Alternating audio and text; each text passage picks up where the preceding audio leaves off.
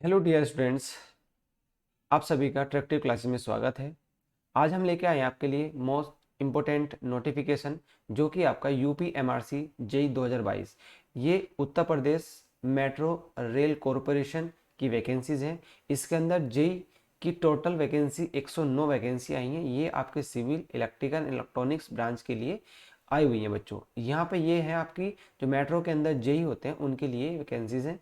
तो इसका जो नोटिफिकेशन है वो अभी आउट हो चुका है। तो चलिए हम स्टार्ट करते हैं। आज का जो नोटिफिकेशन आया हुआ है यूपीएमआरसी जेई का, उसको देखते हैं बच्चों। उसकी फुल नोटिफिकेशन के बारे में बच्चों हम बात करेंगे। जैसे कि आपको दिखाई दे रहा है बच्चों, ये Uttar Pradesh metro rail corporation limited की वैकेंसीज है। इसमें जेई की वैकेंसीज आई हुई हैं। जो बच्चों इसकी डेट ऑफ नोटिफिकेशन है बच्चों, वो डेट ऑफ नोटिफिकेशन 1/1/2011 को बच्चों आपका आ जाएगा ऑफिशियली। यदि और इसकी जो ऑनलाइन रजिस्ट्रेशन होंगे 1/1/11 10 बजे से मॉर्निंग से स्टार्ट हो जाएंगे। और जो आपको फॉर्म भरना है बच्चों, इस साइट पर जाकर आप अपना फॉर्म्स को फिल कर सकते हैं। ठीक है। देन जो application fee to be paid between, जो एप्लीकेशन फी होगी बच्चों वो किस डेट से, 1/11 से 31/11 तक। मतलब बच्चों आपको पूरे के पूरे 30 डेज आपको यहाँ पे दिए जा रहे हैं कि एक महीना पूरा पूरा दिया जा रहा है कि आपको इस फॉर्म को भरने के लिए। ठीक है। बट लास्ट डेट तक इंतजार ना करें, सभी डेट से पहले ही इसको फिल कर लें जब से स्टार्ट हो जा रहा है। ठीक है। देन और लास्ट डेट बच्चों इसका रजिस्ट्रेशन वही 30/11 ही है। ठीक है। Date for download admit card, सबसे अच्छी बात यह है कि बच्चों इन्होंने आपको एग्जाम डेट भी पहले से ही बता दी है। एग्जाम डेट भी इन्होंने पहले से ही दे दी है कि 15/12/2022 को, मतलब 15 दिसंबर 2022 में क्या हो जाएगा, इसके एडमिट कार्ड आपके डाउनलोड हो जाएंगे। जो एग्जाम टेंटेटिव एग्जाम दे रखी है बच्चों, तो वो दे रखी है आपकी 2/1/2023, 3/1/2023, मतलब जनवरी के फर्स्ट वीक में ही आपका एग्जाम कंडक्ट हो जाएगा। ठीक है। तो ये सबसे बढ़िया आपकी अपॉर्चुनिटी रहती है कि किसी भी एग्जाम के लिए कि आपको पहले से ही माइंड सेट हो जाता है नोटिफिकेशन में कि आपका डेट उस मंथ में है। तो आपकी एक स्ट्रेटजी जो होती है वो आप प्लानिंग करके अच्छे से बना सकते हैं। तो इस एग्जाम के लिए बच्चों आपको लिए पूरा टाइम दे दिया गया है, आपको टाइम बता दिया कि एग्जाम वहाँ पर है। तो ऐसे एग्जाम को तैयारी करने के लिए भी बहुत अच्छा आपके पास चांसेस होते हैं और अच्छे तरीके से आप वैकेंसीज की इसकी तैयारी कर सकते हैं। चलिए और आगे देखते हैं जो इसमें वैकेंसीज आपकी हैं। तो बच्चों देखिए इसमें कुछ वैकेंसी आई है एग्जीक्यूटिव कैटेगरी की, जो बीटेक लेवल पे होती है, जिसमें आपको डिग्री मांगी जाती है। देखिए ये असिस्टेंट मैनेजर की पोस्ट है, असिस्टेंट मैनेजर सिविल, जिसके अंदर आपको बीटेक, ठीक है, बीटेक मांगा गया है। और इसमें जो आपका मिनिमम जो परसेंटेज होनी चाहिए वो होनी चाहिए 60%। ठीक है। ये सबके, और जो रिजर्व कैटेगरी के अंदर आते हैं उनके जो इसमें मिनिमम मार्क्स मांगे हैं 50% होने चाहिए। और एज की यदि बात करें तो एज 21 से लेकर 28 साल तक मांगी गई है। 21 से 28 साल तक आपकी होनी चाहिए, 21 मिनिमम और मैक्सिमम 28। और जो एज रिलैक्सेशन होता है वो हम आगे इसमें नोटिफिकेशन में देखेंगे। यदि मैं आगे बात करूं बच्चों, आगे फिर आपकी असिस्टेंट मैनेजर की पोस्ट है। ये इलेक्ट्रिकल के लिए, वो सिविल के लिए तो इलेक्ट्रिकल। और इसमें देखिए बच्चों जो आपका ग्रेड पे है वो करीब 50,000 से लेकर 1,60,000 तक है। तो बहुत अच्छी पोस्ट है। और इसमें जो वैकेंसीज की बात करें तो वैकेंसीज है इसमें 8। और उसमें जो वैकेंसी थी बच्चों सिविल के अंदर 16 वैकेंसीज थी। ठीक है। जनरल की थी इसमें 7, और ईडब्ल्यूएस की थी 3, ओबीसी की थी 2, एससी की बच्चों 4, और वुमेन की इन्होंने अलग से दे रखी है 6 वैकेंसीज। ठीक है। ये है आपकी सिविल की। यदि मैं इलेक्ट्रिकल की बात करें वैकेंसीज की, तो इलेक्ट्रिकल में देखो यहाँ पे इलेक्ट्रिकल में दे रखी है 8 वैकेंसी दे रखी है। 8 में से 3 बच्चों वैकेंसी है जनरल की, जो अनरिजर्व कैटेगरी होती है, और 2 होगी ईडब्ल्यूएस की, और 1 है ओबीसी की, और वुमेन की क्या है 2। तो इसमें एससी की कोई भी वैकेंसीज नहीं है। इसमें ओनली क्या है, एससी कैटेगरी के जो कैंडिडेट हैं वो जनरल में आप फिल कर सकते हैं फॉर्म को। ठीक है। तो यदि इसमें भी एज की बात करूँ तो इसमें बच्चों 21 से 28 साल मांगा गया है। ठीक है। तो ये एग्जीक्यूटिव टेक्निकल की वैकेंसीज के अंतर्गत आता है। देन इसके बाद आपका ये नॉन टेक्निकल पोस्ट के लिए एग्जीक्यूटिव मैनेजर, नहीं सॉरी, ये भी आपकी टेक्निकल पोस्ट के आती है, assistant manager, S N T. ये बच्चों इसमें क्या है, इसमें ये 5 वैकेंसी है। ये इलेक्ट्रॉनिक्स कम्युनिकेशन में बच्चों ये आपकी पोस्ट है, जो आपकी बीटेक होता है इलेक्ट्रॉनिक्स एंड इलेक्ट्रॉनिक्स कम्युनिकेशन में। ठीक है, उसके अंदर की पोस्ट है। इसमें यूआर की 4 वैकेंसीज है, ईडब्ल्यूएस की 1 है और वुमेन की आपकी वुमेन की बच्चों 1 है। और इसमें भी एज सेम है कि 21 से 28 ईयर्स मांगा गया है। ध्यान में यदि आगे चलूँ तो ये आती है आपकी नॉन टैग पोस्ट, ये होती है नॉन टैग। ठीक है, नॉन टैग पोस्ट होती है असिस्टेंट मैनेजर अकाउंट्स की। ठीक है, ये एक वैकेंसी है सिर्फ जनरल की। इसमें CA from the institute chartered accountant मतलब सीए की वैकेंसी है बच्चों। इसमें भी ग्रेड पे बहुत अच्छा है। ठीक है, क्योंकि ये ऑफिसर रैंक की पोस्ट होती है। ये नॉन नॉन टेक्निकल पोस्ट है। चलिए देन आगे चलते हैं बच्चों, non executive category. Non executive के अंदर आते हैं हमारे जेई की। यदि जिस जो आज हमारा मेन उद्देश्य है बच्चों, एक सबसे बड़ी अच्छी बात है कि जो जूनियर इंजीनियर की वैकेंसी है उनके अंदर जो इसका ग्रेड पे है बच्चों, ग्रेड पे 33,000 से लेकर 67,300 तक इसकी बच्चों सैलरी बैठती है आपकी। ठीक है, और यदि इसमें टोटल वैकेंसीज की बात करूँ मैं वैकेंसीज की, तो इसमें 43,000 सॉरी 43 वैकेंसी है। 43 वैकेंसी है। और यूआर की जनरल की बच्चों 20 वैकेंसी है। ईडब्ल्यूएस की आपकी 2 वैकेंसी है। ओबीसी की इसमें 12 वैकेंसी है। और एससी की जो है वो 8 वैकेंसी है। और एसटी की है 1। और वुमेन की है 12। ईएसएमएस की बच्चों ईएसएम की है आपकी 3।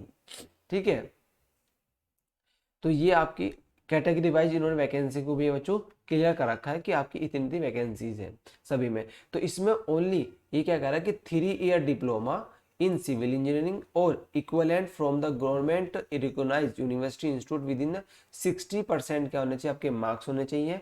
और यदि वो रिजर्व कैटेगरी में आता है तो उसको क्या होना चाहिए बच्चों, उसके 50% मार्क्स होने ज़रूरी हैं। ठीक है, देन ये तो हो गया आपका क्या। और इसमें बताओ एक चीज और बच्चों, इसमें ओनली ओनली सिर्फ डिप्लोमा, जो डिप्लोमा लेवल डिप्लोमा के जो स्टूडेंट हैं वही फॉर्म को इसमें फिल कर सकते हैं जे लेवल की पोस्ट पर। जिस बच्चे ने बीटेक किया है ओनली बीटेक, वो क्या कर सकता है, वो इस फॉर्म को नहीं भर सकता। जो डिप्लोमा के जो स्टूडेंट होते हैं उनके लिए बहुत अच्छी बात है। पिछली बार क्या हुआ था, डिप्लोमा और बीटेक दोनों को अलाउ किया गया था जूनियर इंजीनियर की पोस्ट पर। बट इस बार ऐसा बच्चों नहीं है। इस बार ओनली आपको डिप्लोमा, जो बच्चों डिप्लोमा होल्डर्स जो होते हैं उनके वही इस फॉर्म को भर सकते हैं जिन्होंने डिप्लोमा किया है। डिप्लोमा के बाद यदि बीटेक किया है तो वो भी भर सकते हैं, बट उनके पास डिप्लोमा होना जरूरी है। ठीक है, वो इन फॉर्म को भर सकते हैं जो जेई की वैकेंसीज है। देन आगे आगे है बच्चों, दूसरा आपका आता है इसमें इलेक्ट्रिक जूनियर इंजीनियर इलेक्ट्रिकल। तो इसकी में सेम आपकी सैलरी होती है। देन इसमें जो वैकेंसीज है बच्चों, इलेक्ट्रिकल की आपकी ज़्यादा वैकेंसीज है, 7 वैकेंसीज ज़्यादा है सिविल से। तो इसमें 49 वैकेंसीज हैं। यूआर की 17 है। ईडब्ल्यूएस की आपकी 7 है। ओबीसी की 12 है। एससी की भी 12 है। एसटी की 1 है। वुमेन की 10 है। ईएसएम की बच्चों 4 है। डीएफएफ की आपकी 1 है। ठीक है, सेम आपकी सेम इसमें 7% और 50% होना चाहिए। देन जो एज की बात है वो 21 से 28 की है आपकी। एनी 3, ठीक है, एनी 3 का डिप्लोमा बच्चों जरूरी है। देन यदि मैं बात करूं बच्चों इलेक्ट्रॉनिक्स एंड इलेक्ट्रॉनिक्स कम्युनिकेशन की, तो ये वैकेंसी आपकी 7। ठीक है, इसमें सेम वैकेंसी आपकी सेम पोस्ट के लिए मतलब सेम सैलरी है इसके लिए भी। और जो इसमें कैटेगरी वाइज है वो यूआर की 7 है। ईडब्ल्यूएस की 3 है। ओबीसी की 3 है। एससी की 4 है। वुमेन की आपकी 2 है। और ईएसएम की 2 है। ठीक है, इसमें बच्चों सेम आपकी जितनी भी जेई की वैकेंसी उन पर ओनली डिप्लोमा ही कैंडिडेट फॉर्म को फिल कर सकते हैं। बीटेक कैंडिडेट इसको फॉर्म को फिल नहीं कर सकता। ये सबसे बड़ी अच्छी बात है। ठीक है, देन उसके बाद ये नॉन टेक्निकल पोस्ट है सारी। एक तो अकाउंटेंट असिस्टेंट की होती है और ऑफिसर असिस्टेंट की पोस्ट है। ठीक है, ये हमारे मतलब की नहीं है। देन इसके बाद बच्चों जो आपको इसमें एज जो भी आपका इन्होंने दिखा कि all vacancy are provisional and subject increase and decrease as per requirement. ठीक है, जो प्रोविजनल होगा बच्चों वो सब्जेक्ट मतलब इसमें घटाई भी जा सकती है वैकेंसीज को। ये लिखना all vacancies are provisional and subject to the increase and decrease, बच्चों घटाई बढ़ाई जा सकती है। ये आप इसमें इन्होंने पहले से लिख दिया गया। देन ये है mainly qualified to CBT and getting the short list document verification medical exam will not confirm any right of joining which subject to requirement of UPMRC project। ठीक है, इन्होंने पहले ही इसमें मेंशन कर दिया।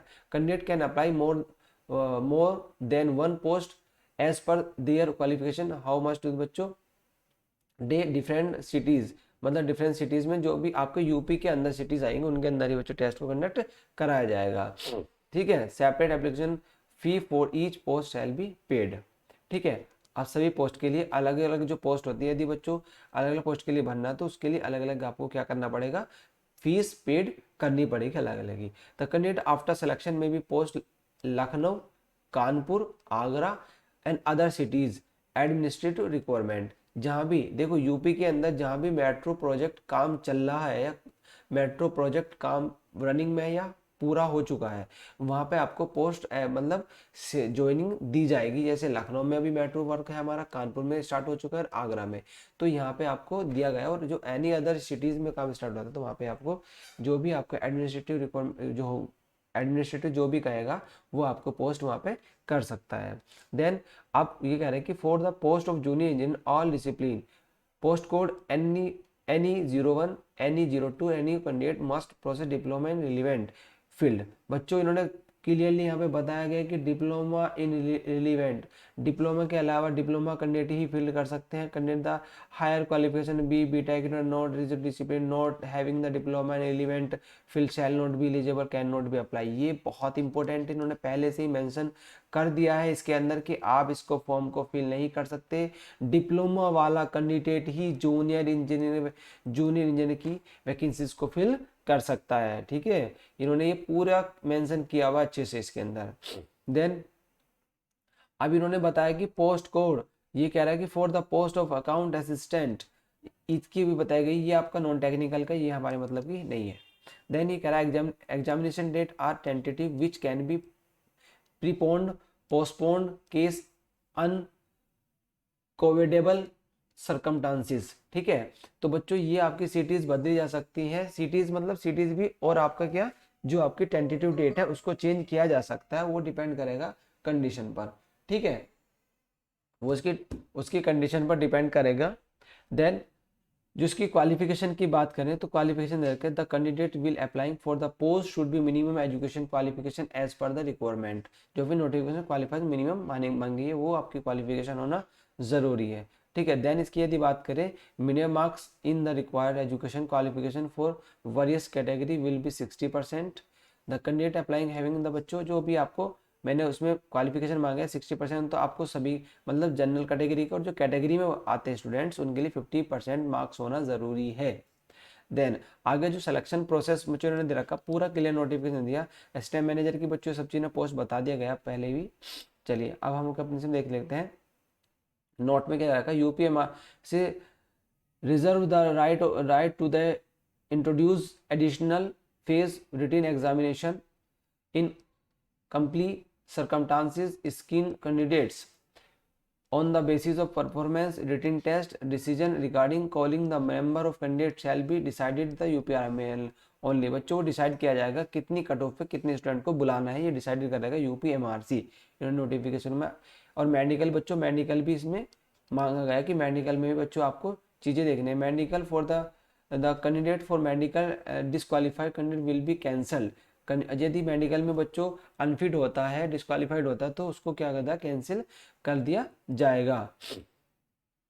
ठीक है, बायोमेट्रिक वेरिफिकेशन डॉक्यूमेंट वेरिफिकेशन होगा जो भी प्रॉपर तरीके से जो आपको सभी एग्जाम में किया जाता है। रिटन एग्जाम बच्चों जो होगा ऑब्जेक्टिव टाइप का होगा, इसमें दे रखा ऑब्जेक्टिव कंप्यूटर बेस्ड सीबीटी होने वाला है आपका। Then question paper will be bilingual होगा, हिंदी एंड इंग्लिश में होगा।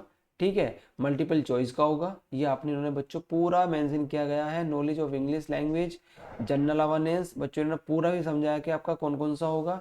इसमें कह रहा है कि मल्टीपल चॉइस ऑब्जेक्टिव क्वेश्चन, तो knowledge of English language, general awareness, logical ability, quantity aptitude and general discipline. जो आपकी नॉलेज के डिसिप्लिन क्वेश्चन आएंगे तो इंग्लिश आएगी, जनरल अवेयरनेस रीजनिंग आएगी और एप्टीट्यूड जीएस आएगी। आपको इसमें उन्होंने पूरी तरीके से मैथ, रीजनिंग और जीके एंड इंग्लिश आपकी पूछी जाएगी। ठीक है, इसमें आपको क्या क्या है इंग्लिश का दिन ने एक तो इंग्लिश आएगी। ठीक है, देन दूसरा आपका दे रखा है इसमें जीके जिसमें करंट अफेयर भी ऐड होगा और रीजनिंग इसमें आएगी आपकी रीजनिंग। ठीक है, रीजनिंग होगी और आपका होगा मैथ। ठीक है, और आपका जो भी कैटेगरी है मतलब डिसिप्लिन है, डिसिप्लिन जैसे ठीक है। डिसिप्लिन के भी आपसे डिसिप्लिन के क्वेश्चन पूछे जैसे कि आपका इलेक्ट्रिकल सिविल सिविल है या इलेक्ट्रिकल है, उन सबसे यहाँ से क्वेश्चन पूछे जाएंगे। ठीक है, चलिए देखिए यहाँ से सिविल है या फिर इलेक्ट्रिकल है आपका, ये आपके यहाँ से क्वेश्चन पूछे जाएंगे। चलिए एग्जाम सेंटर की बात करें, एग्जामिनेशन सेंटर, मुझे सेंटर का नाम दिया, लखनऊ दे दिया, Kanpur, Agra, Prayagraj, Varanasi, Gorakhpur, Meerut, Jhansi, Bareilly, Gautam Buddh Nagar, greater Noida, Ghaziabad, Aligarh, Moradabad, Mathura, Muzaffarnagar, other state UP, जो भी आपकी यूपी के अंदर स्टेट मतलब डिस्ट्रिक्ट है उनके अंदर एग्जाम होंगे बच्चों। तो ये था आपका फुल नोटिफिकेशन जो भी आपको, अब इसमें बच्चों बात कर ले, बात बच्चों ट्रेनिंग कोर्स जो होगी, ट्रेनिंग के समय बच्चों आपको ट्रेनिंग दी जाएगी, तो ट्रेनिंग जो एग्जीक्यूटिव पोस्ट में होती है बच्चों उसके लिए इतनी होगी, और सिविल के लिए जो होगी वो 35,400 आपको ट्रेनिंग कॉस्ट होती है इसकी। ठीक है, देन एग्जीक्यूटिव पोस्ट विल भी, हाँ स्वीट बॉन्ड, बॉन्ड जो होता है बॉन्ड बच्चों एग्जीक्यूटिव पोस्ट के लिए बॉन्ड 3 लाख का दे रखा है ना बॉन्ड है, और नॉन एग्जीक्यूटिव पोस्ट 1.5 लाख का। बच्चों जो एक ही वैकेंसी होती है जो एग्जीक्यूटिव पोस्ट है वो 3 लाख का बॉन्ड है, और नॉन एग्जीक्यूटिव पोस्ट के लिए 1.5 लाख का बॉन्ड इन्होंने दिया गया है इसमें। ठीक है, सिक्योरिटी बॉन्ड होता है, ट्रेनिंग प्रोबेशन होता है बच्चों इसमें, ट्रेनिंग प्रोबेशन में दे रखे, ट्रेनिंग प्रोबेशन आपका 2 ईयर का होता है, ट्रेनिंग प्रोबेशन कितना होता है 2 ईयर का। ठीक है, ट्रेनिंग पर आप मतलब ये आपको एक प्रोबेशन पीरियड में रखेंगे 2 साल के, देन उसके बाद आपको ये परमानेंट करेंगे। ठीक है, आपको जो रिजर्वेशन होता है वो कैटेगरी के आधार पर दिया जाएगा। अब यहाँ पे बच्चों बात कर लेते हैं एक एज रिलैक्सेशन की।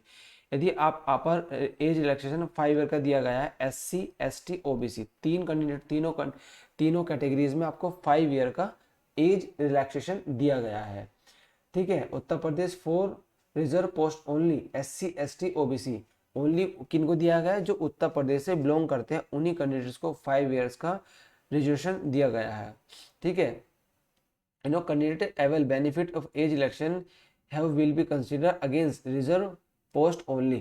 ठीक है, रिजर्व पोस्ट ओनली, देन आपको देन उसके बाद only candidate UP domicile, then upper age ex servicemen, अगर एक्सर्विमेशन तो उनको आपको अभी पूरा मतलब बायोडाटा देना है, यदि एक्सर्विमेशन तो उसकी मैक्सिमम एज लिमिट है 40 ईयर्स।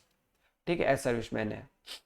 चलिए ये सब आपको बच्चों क्या करना है, अपनी एज रिलैक्सेशन के लिए रेगुलेशन रूल रेगुलेशन दे रखे हैं, जो भी आपको रूल रेगुलेशन के होते हैं। ठीक है, तो आप लोग सभी इसकी अच्छे से तैयारी कीजिएगा। सबसे अच्छी बात यह है कि आपको पहले से ही नोटिफिकेशन में दे दिया गया है कि कब इसका एग्जाम भी होने वाला है। ठीक है, और इसको अप्लाई किस तरीके से इन्होंने बताया गया कि आप यूपी इस वाली साइट पर जाएंगे, यहाँ से जाके आप 1 तारीख से आपका अपना फॉर्म फिल कर सकते हैं। देन उसके बाद क्या करेंगे, उसके बाद अपनी इसकी तैयारी को स्टार्ट कर सकते हैं। उन्होंने पूरा बता दिया गया क्या क्या आएगा। हम इसकी वीडियो बच्चों और एक वीडियो लेकर आएंगे इसके लिए, जिसमें आपको पूरा ये बताएंगे कि आपको किस तरीके से इसकी तैयारी करनी है। ठीक है, जो स्टडी होगी, स्टडी जो प्लान होगा, स्टडी प्लान आप उसको हम समझेंगे, स्टडी प्लान हमारा क्या क्या होगा। ठीक है, वो हम अपनी वीडियो में लेकर आएंगे। तो जब तक के लिए हम इस वीडियो को यहीं पे एंड करते हैं। ठीक है, तो बच्चों हम इस तरीके के नोटिफिकेशन लेके आते रहेंगे। तो जब तक के लिए आपको थैंक यू, जय हिंद, जय भारत।